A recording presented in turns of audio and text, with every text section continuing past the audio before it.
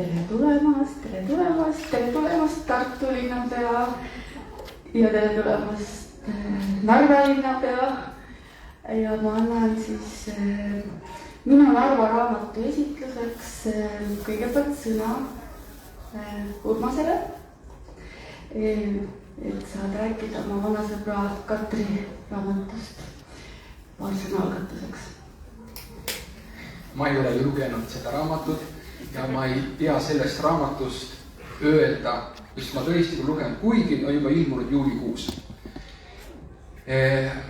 Armsad tartlased ja Tartu sõbrad. Armas Katri, Bernard Kangro, legendaarne tartlane, kirjutas aastat 1951 üle mere Rootsis. Ma tsiteerin, et olla täpne. Su rahva süda tuksub surematus Tartus ja tema süda tuksub meis. Tartu on olnud hea kodulinn sulle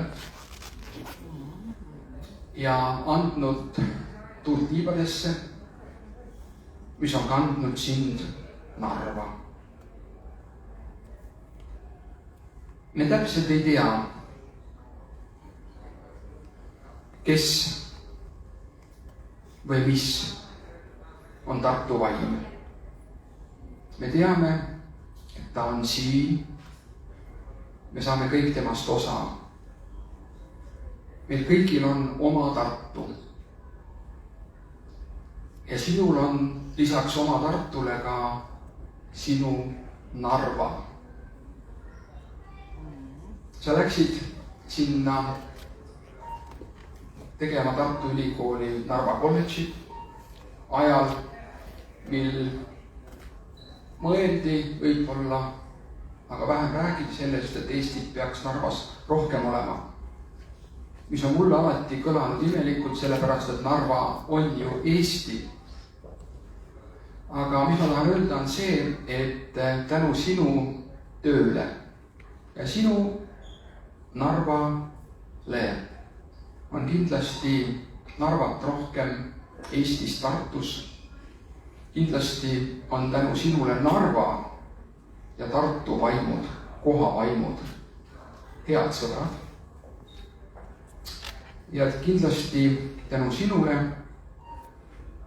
on Narva inimesed Tartus rohkem käimas kui ainult Valgusküla ja jõulude aegu, kus sa oled öelnud, et nii mõnigi narvakas ütleb, et muidu ikkagi ei ole aasta täie ette läinud, kui ei ole jõulude ajal Tartus käinud. Me soovime kindlasti, et Tartu ja Narva sõprus oleks tihedam. Me soovime, et Narval läheks väga hästi. Me toetame väga Narvat teel Euroopa kultuuripealinnaks, kui see võimalus taas ühel Eesti linnal ees seisab. Me kindlasti soovime teha jätkuvat väga head koostööd 2024 aastal ja hiljemgi, kui Tartu koos Lõuna-Eestiga on Euroopa kultuuripealinn. Me soovime, et sa ikka tuled Tartusse tagasi. Ja me soovime seda, et sinu raamatul oleks väga palju lugejaid, et see oleks kohustuslik kirjandus Riigikogu ja valitsuse liikmetele, et see oleks armastatud ministeeriumites, kes teevad otsuseid, et Eesti oleks ka väljaspool Tallinnat. Ja me soovime, et tuleks ka sinu sulest sinu 9. raamat Narva kohta, sest see on 8. Kujutage ette. Nii et ma usun, et sa oled kõige viljakam, edukam autor, kes on kirjutanud ühest linnast. Suur aitäh su rahva süda tuksub surematus Tartus ja tema süda tuksub meis. Aitäh. Ja Urmas kingitus ja Katri juba kirjutas sisse, et siin on päris palju ajaloolasele lugemist ja linnapeale lugemist. Mina olen juba läbi lugenud ja see on küsima siis, mina olen kirjastaja ja aitäh sulle, kui sa teed kauemaks, kui vaja minna linna juhtima, siis saame aru. Mina käisin hiljuti Narvas, mina olen siis kirjastaja Peeter Une ja olen ka lapsevanem, käisin oma tütrega Narvas. Igal pool oligi niimoodi kott ja kotis olid 2 raamatut, vahepeal olid näpus need 2 raamatut, sest et oli ju vaja näpuga järge ajada. Mõlemad raamatud, mis 10 aastat tagasi mulle, mida on tegelikult raske saada. See on igal pool kodudes alles hoitud hoolega ja tegelikult ei ole seda isegi antikvariaatides, isegi minul endal ei ole. Ma käisin selle kirjastuse eksemplariga. Ja siis see uus, mida on ja mis on värskem, aga ta tegelikult vanas, ma pean ütlema, on sees sellised asjad, mida uues ei ole, näiteks maiustoidud, söögid. Ja läksin täpselt selle raamatu põhjal sinna sellesse konkreetsesse, ma enam ei mäleta selle koha, Maius, ja.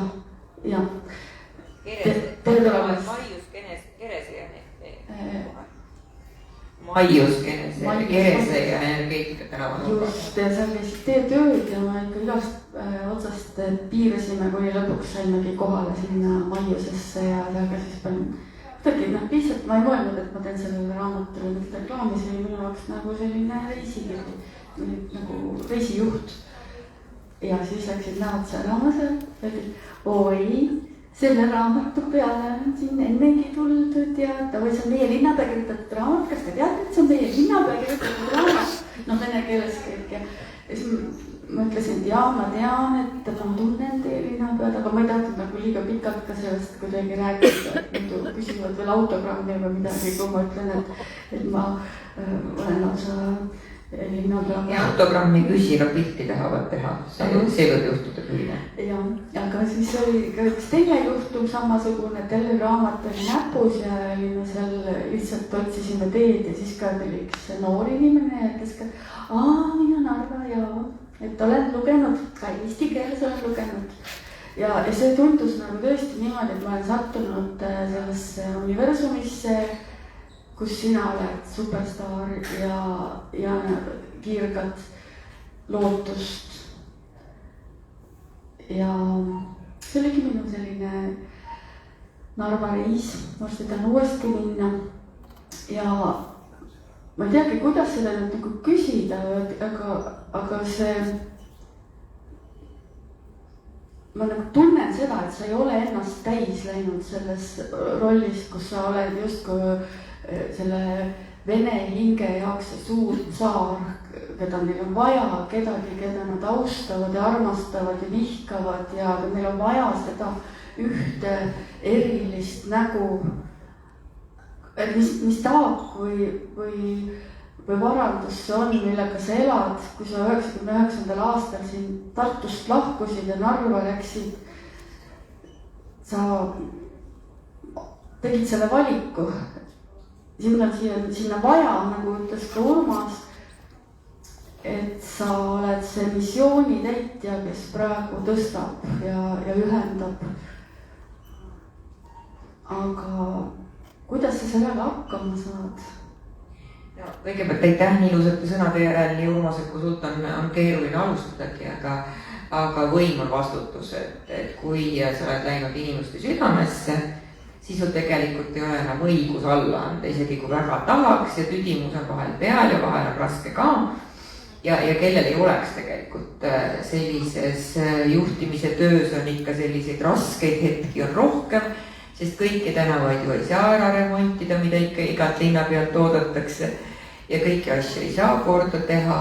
Aga ma läksin tõesti aastal 1999 ja eks ma isegi ju ei kujutanud ette, et ma nii kauaks jään, ma esialgu ikka lugesin nädalaid ja siis oli veel Tartu-Narva busside nimekiri mahtus terve A4 oli täis, eks ju, et hommikul läks 2 bussi ja kas kell 5:30 või 6:30 Tartust ära minna, siis jõudis veel hommikul töölegi. Et ma käisin tihti õhtul Tartus ja hommikul sõitsin tagasi, eks ju, noorele inimesele olnud see nagu mingi vaev. Aga eks iga aasta tõi rohkem selliseid sidemeid siis Narvaga ja mõned aastad tagasi ma tegin tõesti otsuse, et minu kodu on lõplikult Narvas. Ma olen 2 korda ka ära tulnud, aga ma mõtlesin, et ma enam 3. kord ei proovi, et nagu nii peab tagasi minema, hakka siis eks ju kõiki neid oma asju kokku pakkima ja pärast jälle lahti tagasi pakkima. Aga et vastata otse sinu küsimusele, see raamat on tegelikult teraapia. Ma rääkisin, kui tohib öelda, minu Karlona autoriga täna hommikul, et oled sa siin oled, et tegelikult sama, et kirjutamine on teatud viisi teraapia, et see on selline asi, kus sa pead keskenduma, sest muidu ei tule välja. Sa pead endast andma sellele tegevusele 100% või 110%, midagi saab valmis, midagi saab kuidagi hinge pealt ära öeldud. Et sellepärast võib-olla saabki kirjutatud, et lihtsalt kuidagi vastu pidada, et see ongi nagu üks ravim tegelikult, igal juhul parem ravim kui suits, vein või midagi kolmandat. Ja ega see raamat lihtsalt ei tulnud. See, kui ma nüüd meenutan, küll oli seal see Narva tank. Tegelikult me tahtsime eelmisel suvel seda valmis saada. Ja siis tundus, et oleks nagu täiesti võimatu sult midagi paluda, kui sa ilmselt magadagi, seal ei saa kogu selle hullumaja keskel, mis seal linnas toimus. Ja siis oli seal vahepeal koroona. Ja siis kas sa murtsid? Mul oli vahepeal miljon tervisehäda, aga need said siin Tartus kõigi leevendust. Ja need jäävad aasta aega tagusesse aega, aga osalt on ta tõesti jah selline võit tervise üle ka, et tõesti tuleb öelda, et inimesed ei ole tavaliselt rauvast. Ja kui on väga rasked ajad ja kui sa ise puhata ei oska, siis vahel tikub loodus siin siis eks ju peatama ja minu peatas ka lihtsalt loodus, et ma elu üle järele mõtleksin, nagu ma ennast kosusin, siis ma kirjutasin raamatu lõpuni, siis tegelikult vahepeal me rääkisime sinuga ju, et sellele esimesele raamatule kirjutada nagu juurde. Ja siis ma hakkasin natuke juurde kirjutama ja siis tundus, et see esimene raamat on nagu naiivne või et see aeg on edasi läinud. Igas linnas, kui hakata Tartut kirjeldama 10 aastat tagasi, siis oli ka teistmoodi linn, eks ju. Ega ma ennem ka ise aru ei saanud, kui ma hakkasin neid lugusid juurde kirjutama ja sain aru, et mõni lugu enam ei kehti, enam ei ole lihtsalt nii. 10 aastat tagasi oli tõesti nii, et Narva inimesed teadsid ühte eestlast, see oli Anne Veski. Aga nii enam tegelikult asjad ei ole päris. Nüüd nad teavad Anne Veski ja Katri Raik. Ei, asjad on hoopis paremini, kuigi me leppisime Anne Veskiga hiljuti kokku, et tema laulab igavesti ja mina olen Narva linnapea igavesti, nii et Anne Vesk on ikka Narvas väga oodatud ja ma kujutan ette, et 10. septembril on Anne Veski kontsert. Eelmine aasta oli seal mingisugune, ma arvan, et sama poe ees 1500 inimest, et see on ikka selline sündmus. Aga on tekkinud näiteks ka Narva oma Alika, kes on täitsa uus Narva nägu. Meie Eurovisiooni väga hea koha saanud tüdruk, kes käis 9 aastat Narva Eesti koolis, kes on siuke 2-keelset üles kasvanud ja kes seda Narva identiteeti võtab nagu väga-väga tõsiselt ja väga-väga uhke, et ta on Narvast, et tema on tegelikult Narva uus nägu, keda me võiksimegi nüüd täiesti uue Narvaga seostada.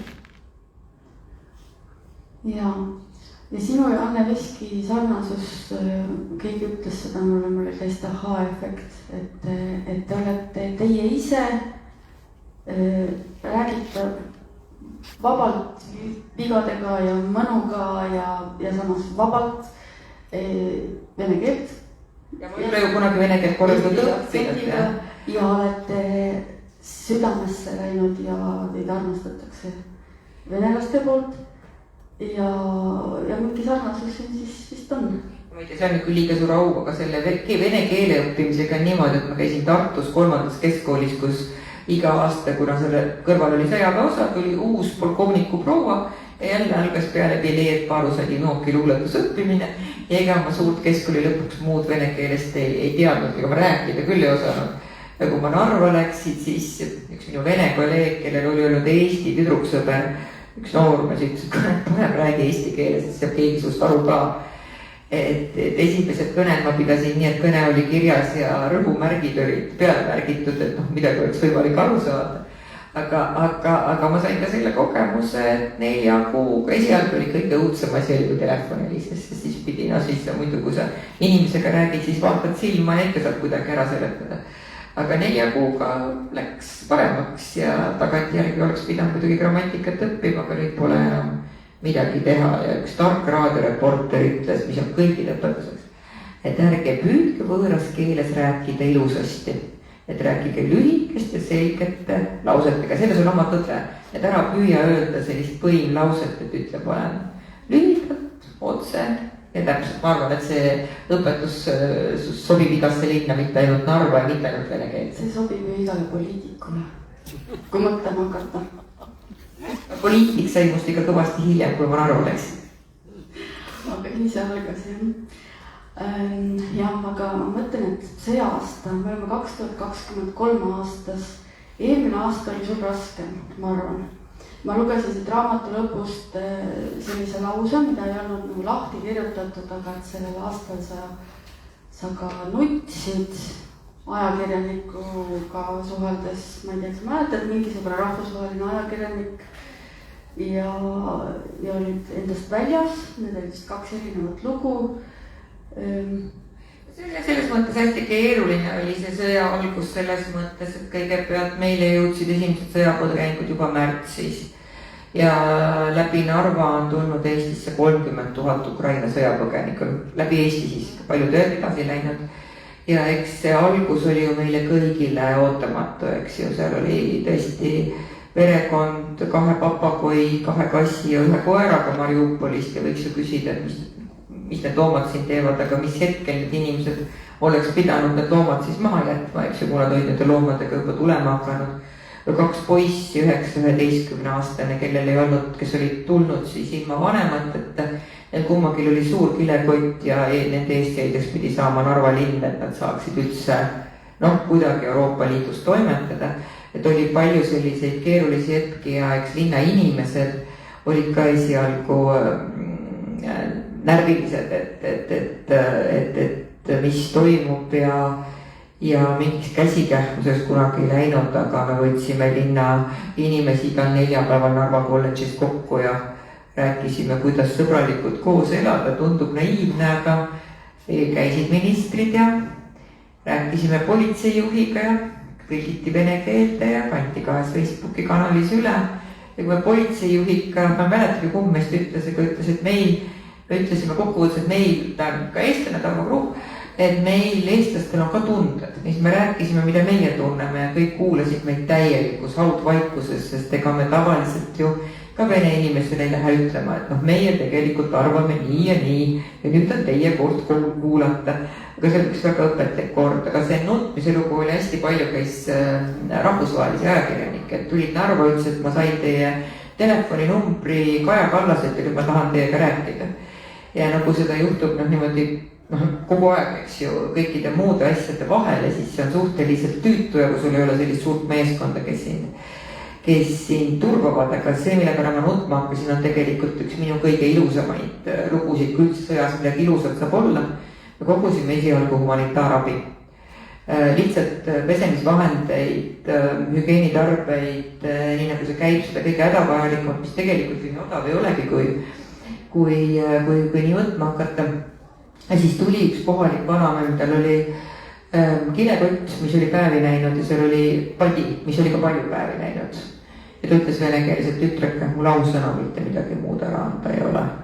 Ma püüdsin talle seda patti tagasi anda või siis padja asemel pakkuda šampooni ja mingid pesemisvahendeid, et ta läheks ära millegi muuga, aga mul kahjuks ei õnnestunud, aga see läks mulle kohutavad hinge, et need nii-öelda halvad vene inimesed, võimalik, et oli ka vene kodanik, ma arvan, et oli, Narva inimestest on kolmandik Vene kodanikud olid sõjapõgenikele nõus ära andma enda tagant viimase. Selle sõjalõpu lõpetuseks, et kui ma sain aru, et miski on lõplikult muutunud, oli see, et ma istusin oma kabinetis, mis tegelikult on seal piiripunkti kõrval, aken oli lahti ja kuulasin täiesti vale heli on, midagi on täiesti teistmoodi. Ja siis ma sain aru, et linna on ilmunud see kohvrirataste hääl. Et linna tuli uus hääl, et igal linnal on oma hääl. Ma ei tea, mis on Tartu hääl, linnulaul vist, et väga tuli. Hakid. Mina mõtlesin, mina hakid. Ei. Tartu linna hääl, mul tuli ka midagi öelda. Kraaksu minema. On vist nii või? Igatahes... Või vaikus. Jah, aga...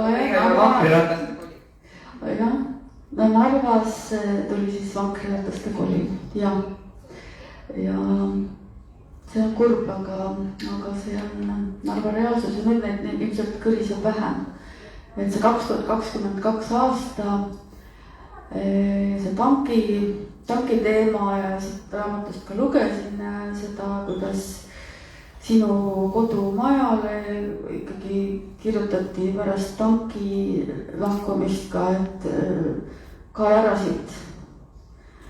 Et see ei ole kõik nii lihtne. Sa ei saa kunagi kõigile meele järgi olla, mitte keegi ei saa mitte kunagi kõigile meele järgi olla, aga sina oled sellises olukorras, kus sa ilmselt pidevalt seda tajud. Kõigepealt natukene harjub ära. Muidugi ma ehmatasin ära, kui ma ise nägin, et maja seinal on kirjutatud. Et mul oli nagu kahju oma naabritest, et miks nemad peavad kannatama, eks ju, peale selle ilus Stalini järgne maja, mis siis lõpuks politsei poolt üle värviti siukse pruuni värviga ja natuke ikka näeb läbi lugeda ka, et see ei olnud hea mõte. Aga jah, ega see tankiaeg kindlasti ei olnud midagi ilusat, aga üks oli ju kohe selge, et kui tank ära viiakse, siis kust kellegi otsa peavad Narva inimesed vaatama, nad tavaliselt vaatavad minu otsa, siis ma vastutan valitsuse, Riigikogu, peaministri, presidendi ja iseenda eest, et see ei ole nagu lihtne. Aga elu on nii seotud, et inimeste mälu on kuidagi lühike, paar nädalat oli keeruline, tulid uued asjad, enam ei räägitudki nii palju tankist, aga see tanki teema lõpetuseks, seda siin raamatus ei ole, et nüüd on tankiga kõik selles mõttes, et tanki ala kuulub riigile, sinna peale tuleb radarijaam, mis on siis vajalik selleks, et võimalikke droone võimalikult vara näha. Saame iga päevaga rohkem aru, et see on väga vajalik. Ja just siis siin üks kuu aega tagasi või vähem tagasi, mõned nädalad tagasi, siin olid Narva inimesed käisid seal nagu tanki haual, istutati lilli, iga õhtu kell 7:30 sai mingi grupp inimesi kokku ja laulis nõukogude laule. Aastaga neid inimesi vähemaks ja see oli ka neid paarkümmend, lõpuks oli neid selline umbes 7-8, ma sattusin vaheselt mööda sõitma. Aga siis tuli sinna sellised lilled ja need tuli ümber istutada ja politsei ei tahtnud seda teha. Ja mina olin lubanud, et midagi ei hävitata ja siis minu noored kolleegid korraldasid selle asja öösel ära ja kell 6 hommikul ärkasin ma sõnumi peale ja minu noor kolleeg, korrakaitseteenistuse juht, saatis sõnumi: proua linnapea, operatsioon Aednik on õnnelikult lõppenud. Ehk siis lõikelilled ja kunstlilled viidi ühe neutraalse mälestusmärgi juurde ja need lilled, mis tahtsid ümber istutamist, istutati siis ümber parki ja sellega on nüüd siis tanki koha peal tõepoolest must muld, kes ei tea, et seal tank on olnud, sellest küll aru ei saa, et seal tank on olnud. Praegu on meil aktuaalne teema tänavanimed, sinna paneme kaued sildid 15. septembriks, et Nõukogude kankeraste nimelised tänavanimed ja siis on 2 Nõukogude Liidu jäänukid nagu lõppenud tänavad ja mälestusmärgid, mõned mälestusmärgid on ikka alles ja ma küsisin, kui see tankilugu ära lõppes oma endiste kolleegide käest politseis ja kaitsepolitseis, mis juhtus, et miks te veel kaasa ei võtnud 2, et oleks võinud siis kõik ära viia, et eks 2 korda järgi tulla, seda on nagu liiga palju. Aga eks me nüüd jageleme veel vähem tuntud mälestusmärkidega natukene, aga nüüd uuel kooliaastal on meil ees eestikeelsele õppele üleminek ja siin tuleb aru saada, et Narvas on emakeelena eesti keelt kõnelevaid inimesi vaatasin siin mõned kuud tagasi 1122, ligi 54 000. Et see on ikkagi väga kunst, see eestikeelne haridus seal Narvas kuidagi jalule saada ja kindlasti me kõik loeme sellest, et kõik ei ole piisavalt perfektne ja ei lähe kõik nagu super hästi. Aga tahan kohe öelda, et üks paremaid uudiseid on see, et meil avatakse nüüd eestikeelne gümnaasium, läbivist eestikeelne, kus kõige rohkem tahtjaid 11. klassi, kes tahaksid veel 2 aastat eesti keeles õppida kooli lõpuni, et saaks siis tulla ülikooli. Nii et need, kes tulevad ära Tartusse, need ei tule kunagi Narva tagasi, näitab üks uuring. Et Tartu on selline koht, mis teeb narvakatega ampsti ja need enam tagasi ei anna, et kes lähevad Tallinnasse, need on mingitel tingimustel nõus tagasi tulema, parem töökord. No ma kuidagi loodaks, et ikka minnakse tagasi ka, aga noh, jah. Tulevad uue tasemel, ega selline liikumine on ju, me vaheliku Oleg Pisarenkoga, kes nüüd tuleb kui Tallinnas, aga korraldasin kaua aega siin ja Narvas džässifestivali. Me temaga ikka naersime, et me tegime vahetust. Tema on nagu narvalane, kes tuli Tartusse, mina olen tartlane, kes läks Narva. Et eks selliseid näiteid ole ka tegelikult, eks. Kas meie saame kuidagi Narvat aidata? No igaüks meist saab Narvat aidata juba sellepärast, et kui Narvat mõista. Et hästi lihtne on hukka mõista või öelda, et nad on ikkagi nagu imelikud ja üldse sellest millegist aru, need Narva venelased, siis tegelikult nii ei ole. Et igaüks, kes püüab mõista, teeb juba midagi head. Kui seda raamatut lugeda, need lood lihtsalt võluvad ära. Mul tuleb kohe meelde see välistudengi lugu, mida sa jutustad ümber.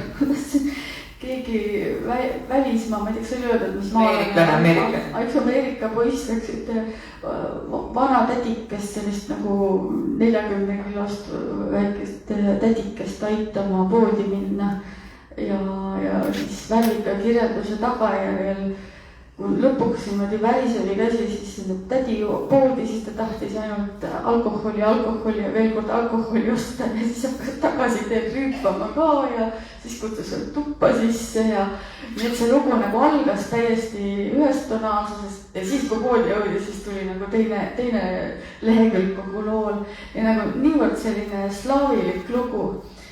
See on tõesti sündinud lugu 2014 tegelikult, neil on enam ameeriklased üldse, eks ju, välisüliõpilased minna vene keelt õppima Venemaale peale Krimmi okupeerimist ja siis hakati käima Narvas, mis on Euroopa Liidu kõige venekeelsem linn ja peale selle saab täitsa tasuta Venemaad vaadata, eks ju, üle jõe. Nii et ja see on tõesti ja siis ühe üliõpilase kirjeldus, paar lugu on siit veel, et mul ei luba nende blogi kasutada, need on siis valdavalt tõesti tulevased sõjaväelased ja tulevased luurajad ja nende hulgas on neid, kellel kindlasti on ees suur karjäär, nii et mõnes mõttes on tore, kui nad siis kunagi mõtlevad 20 aasta pärast tagasi sellele väikesele kummalisele linnale. Nad pidid muidu minema Moskvasse vene keelt õppima ja sattusid siis Narva.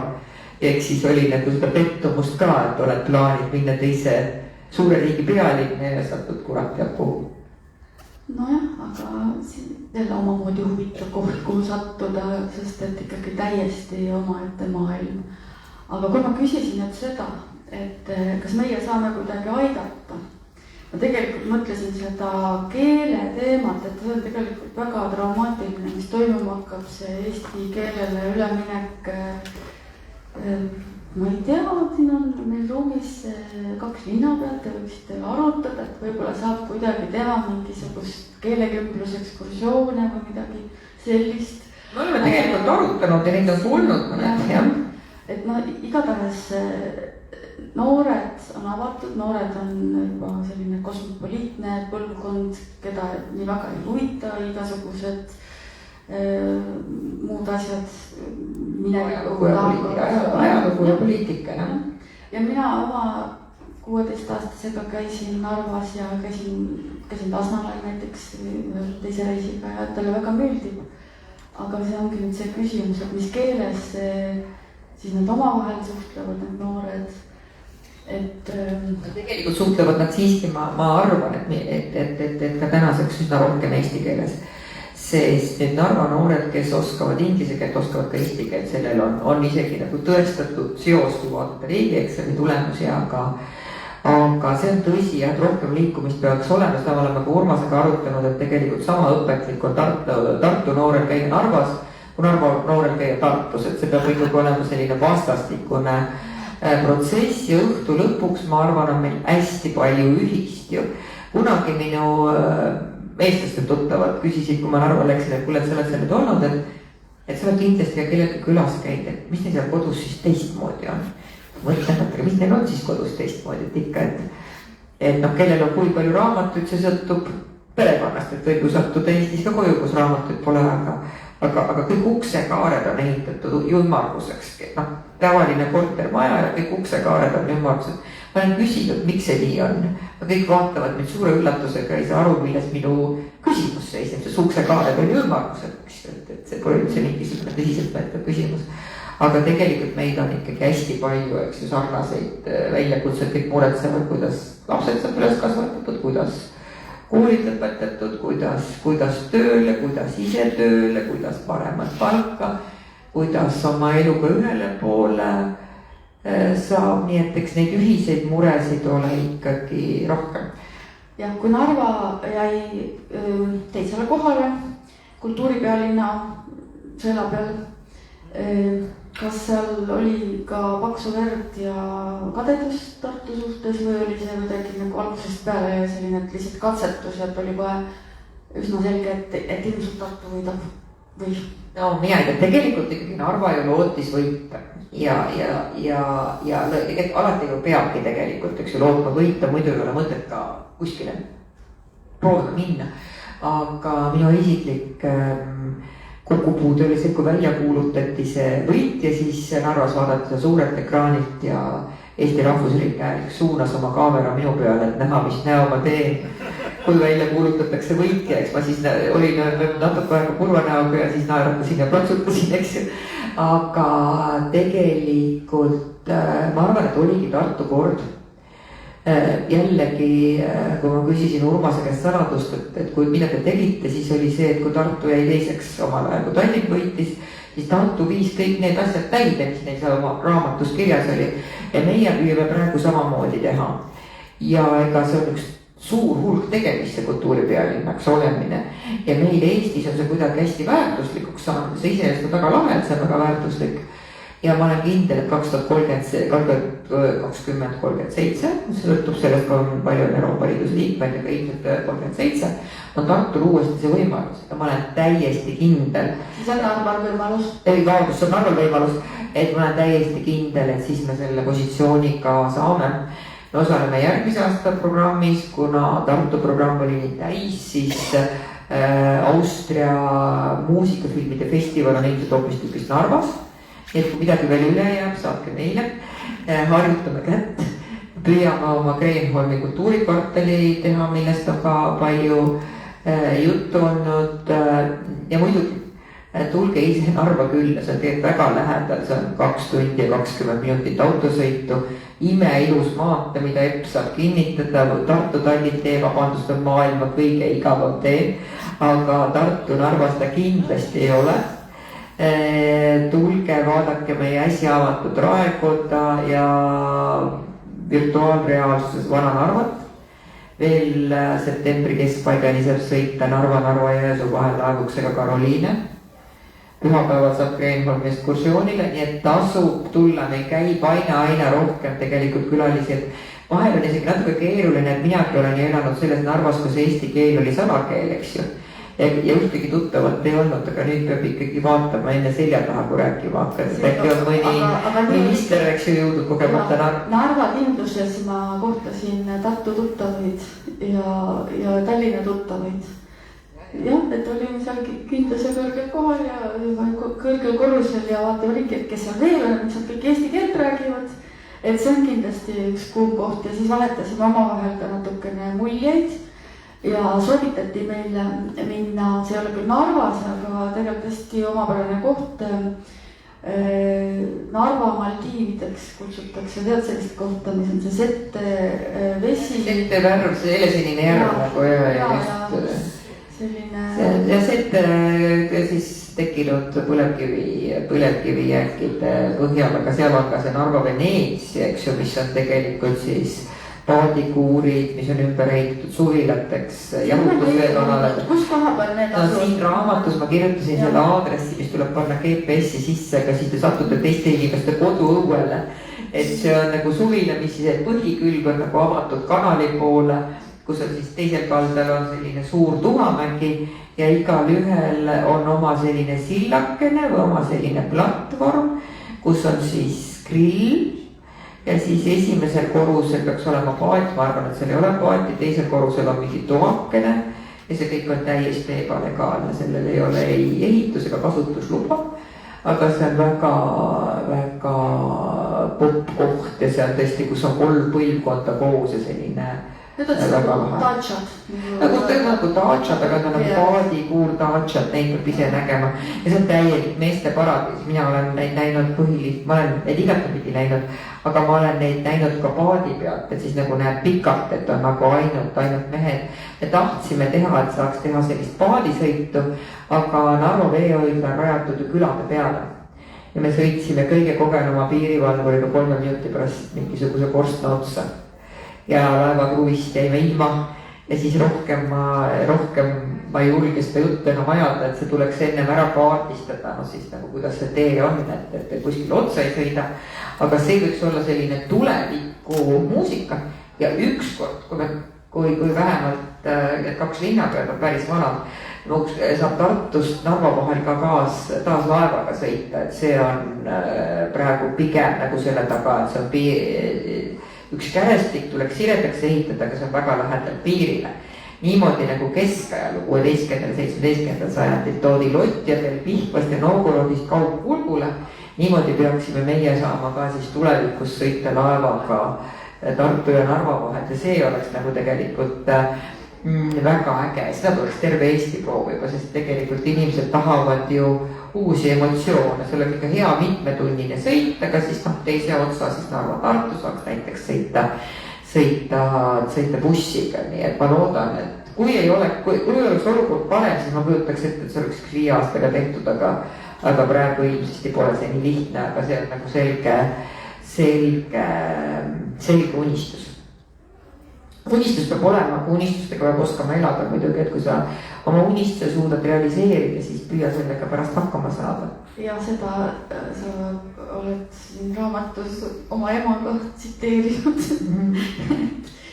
Et jah, sa oled üks unistaja ja vägev nähtus ja ma tahaksin küsida, kas teil kellelgi on ka midagi Katril küsida?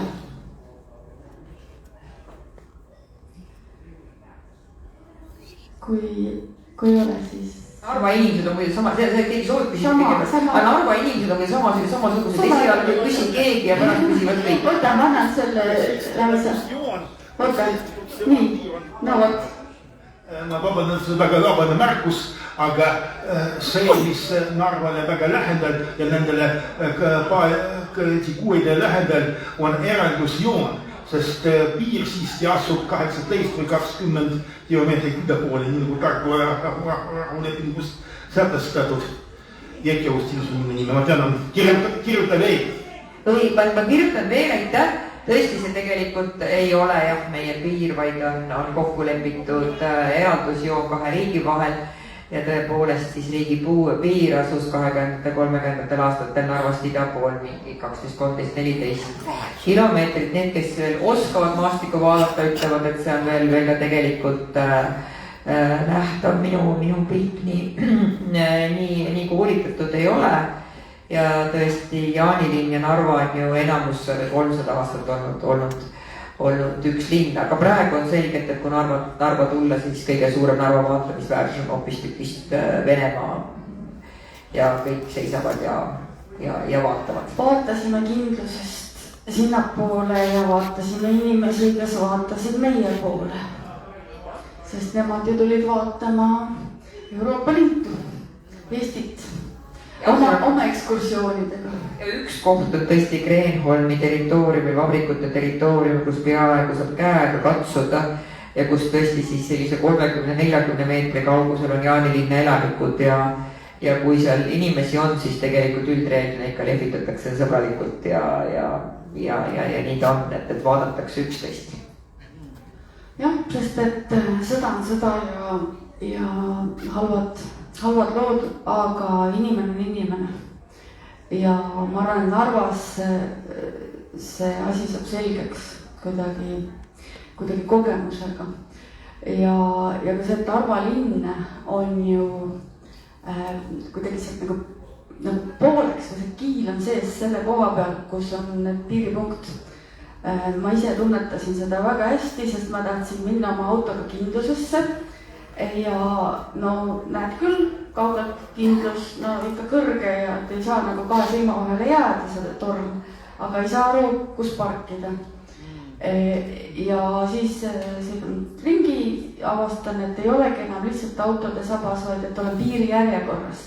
Otse keset linna hakkan piiripunkti jõudma ja siis sai kiiruga sealt välja tõmmatud, kusagile mujale sõidetud ja siis jäi sealt kindlus jälle kaugemale ja siis sain seal Narva vanainimestega tuttavaks, kes seal tulid ja kutsusid veel teisi juurde ja kõik siis seletasid, et kuidas ma pean uuesti alla sõitma ja siis nemad ka ütlesid, et oleks palju lihtsam, kui seda piiri siin ees ei oleks, aga nüüd tuleb ringi minna. No ainult aja küsimus, kui ehitatakse üks klaastunnel tegelikult linnusest vanalinna, et see peab lihtsalt tulema, kuna ta läheb siis tõesti üle piirirajatist ja siis ta peab olema ja vastama kindlatele nõuetele.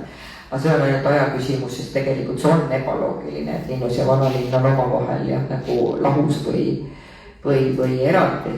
Et eks see ole tõsi, et see piir on toonud linnale nii ja selline asukoht, nii tore asukoht, kui ta on toonud nii õnnetust kui head, et nii mõlemat. Ja Tartu ja Narva üks sarnasus saatuses on teise maailmasõja pommitamised.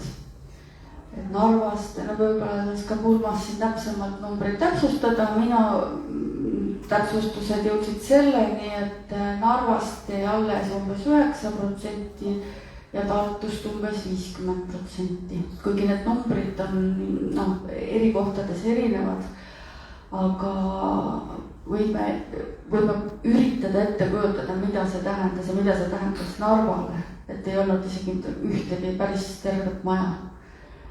See tõigi tegelikult ka, sellest ma kirjutan tõesti ka siin raamatus sellest Narva sõjajärgsest ajaloost, et selleks, et Narvat mõista, tuleb aru saada, et aasta 1945 on aasta number 1.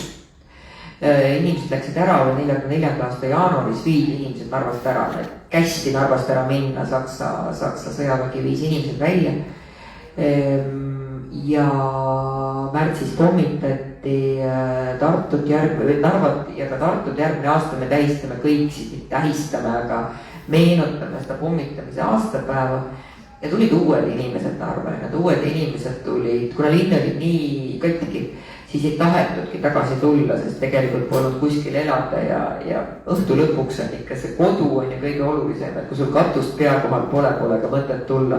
Et töö oli ju ka hirm raske, töö oli eelkõige linna puhastamine Varemetest, oleme ausad ja teine oli siis töö Kreenholmis. Nii et esimesed inimesed, kes Narva tulid, olid noored naised Pihkva ja Leningradi oblastis, tegelikult lastekodudest 15, 14, 15, 16 aastased. Edasi nad ei õppinud ja siis jäidki siis Narva elama ja elasid oma elu seal. 40. aastate teisel pool oli Narvas ilmselt sõjavange sama palju kui tsiviilelanikke. Siis sai Narvast 101 kilomeetri linn, kus toodi siis Leningradist need, kes vangist vabanesid, kes ei tohtinud 100 kilomeetri raadiuses elada. Nii et selleks, et Narvat mõista, tuleb ka mõista seda Nõukogude ajalugu, sellest, kuidas Narvas sai selline eriline tööstuslinn, iga 15 kankameeter Nõukogude Liidus toodeti 80. aastatel Narvas ja siis saab aru, miks see Narva inimeste unistus on seal 80. aastates, siis mõistab seda Narva vanemate inimeste sellist heade aegade tagasiigatsemist rohkem, aga kõik soovivad oma lastelastele ju head haridust ja Tartu Ülikoolis õppimist ja eile kirjutas üks minu kunagine kolleeg mulle õhtusõnumi, meie laps lõpetas ülikooli, kuna see poiss Viidja sündis siis, kui mina olin just Narva jõudnud ja tänaseks on ta lõpetanud ülikooli, nii et see võiks olla päris tore punkt sellele jutule, mis me siin räägime või kuidas. Ja, võime jätkata küll kallistuste ja autogrammide vooruga. Üks asi veel, et see on tõesti väga palju ajaloo lugusid on siin sees. Juku-Kalle Raid, kes oli toimetaja, on vist ka hea muusa olnud juures. Ja kui seda raamatut lugedes väheks jääb, ma tegelikult soovitaksin meie Andrei Hvostovi Sillamäe passiooni. Et mingisuguse nurgalt nad kattuvad ja räägivad sama lugu, et need ajaloo lood ja head lugemist. Maailm on väike, me oleme Andreiga ka kursusega kaaslased, et maailm on ja Urmasega, et tegelikult on maailm väga väike, teeme ikka nii, et mina olin Jukule muusa, mitte Juku mulle. No siis teil oli niimoodi. Aga aitäh! Aitäh teile tulemast ja tugevat tervist ja siis kohtumiseni Narvas!